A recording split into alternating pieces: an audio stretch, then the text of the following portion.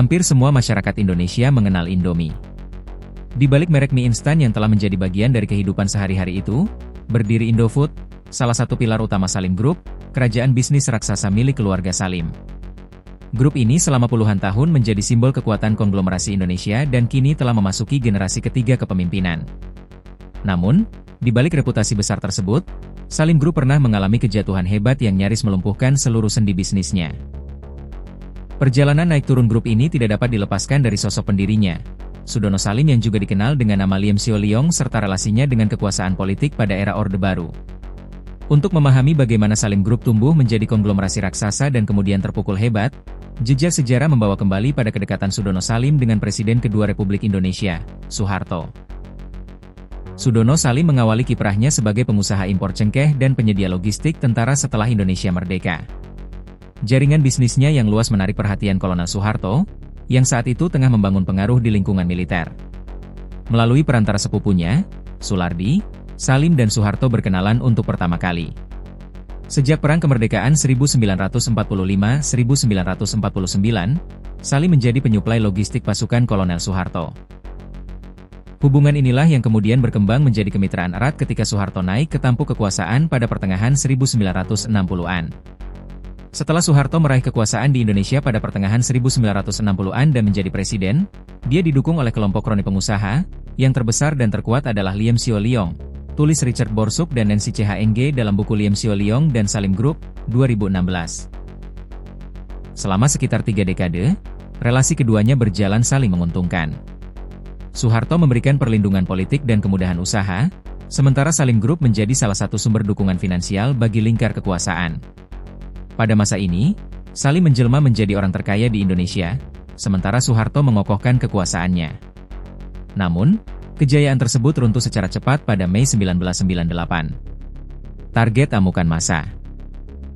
Selama puluhan tahun, Salim Group membangun kerajaan bisnis di 3 sektor utama, perbankan melalui Bank Sentral Asia, BCA, industri bahan bangunan lewat Indosemen, serta sektor pangan melalui Bogasari dan Indofood.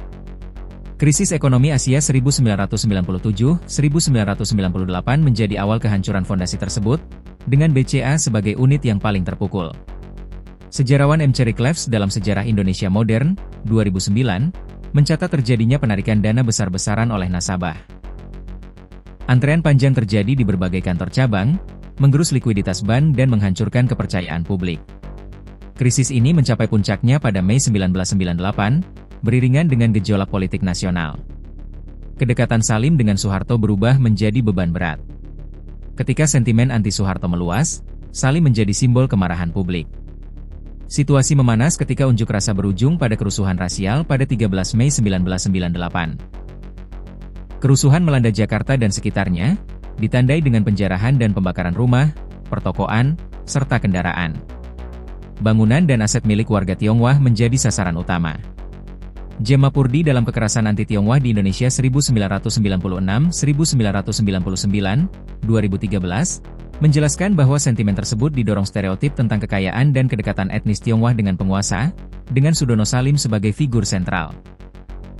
Perusahaan para cukong dan keluarga Soeharto merupakan sasaran utama pembakaran dan penjarahan. Bank Sentral Asia milik Lim Sio Leong merupakan objek serangan utama, tulis Cherrycleffs. Saat kerusuhan terjadi, Sudono Salim dan keluarganya berada di Amerika Serikat.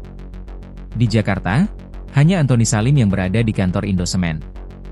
Rumah keluarga Salim di kawasan Roxy diserbu massa dan dibakar. Seluruh mobil dan isi rumah musnah, sementara foto Salim dibakar di jalanan. Kerajaan bisnis runtuh. Dampak kerusuhan dan krisis sangat besar. BCA mencatat kerusakan pada 122 cabang, termasuk 17 kantor yang terbakar habis dan ratusan ATM dirusak. Kerugian mencapai miliaran rupiah. Indofood juga terdampak, dengan pabrik di Solo dibakar dan pusat distribusi di Tangerang dijarah. Hanya Indosement yang relatif mampu bertahan.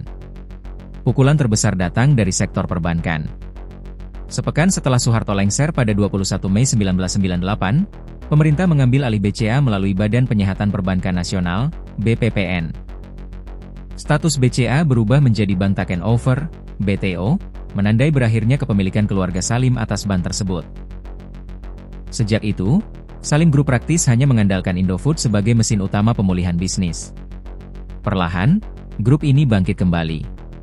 Kini, sekitar 25 tahun setelah peristiwa Mei 1998, Salim Group kembali menjadi salah satu kekuatan ekonomi Indonesia. Selain Indofood, bisnis keluarga Salim merambah sektor migas, konstruksi, perbankan, hingga pusat data. Mengacu pada daftar 50 orang terkaya versi Forbes 2025, Antoni Salim dan keluarga menempati peringkat kelima dengan total kekayaan mencapai 13,6 miliar dolar AS. Kisah Salim Group menjadi catatan penting tentang bagaimana kekuasaan, krisis, dan ketahanan bisnis saling terkait dalam sejarah ekonomi Indonesia.